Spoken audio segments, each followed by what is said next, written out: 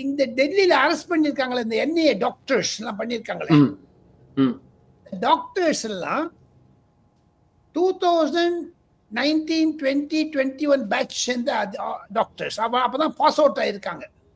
அந்த அல் ஃபலாங்கிற university ஃபரிதாபாத்ல இருக்கிறதுலேருந்து pass out ஆனவங்கலாம் சில பேர் டெல்லியில் இருந்தாங்க, சில பேர் பாம்பே போனாங்க, சில பேர் கோயம்புத்தூர் போயிருக்காங்க, சில பேர் பெங்களூர் போயிருக்காங்க.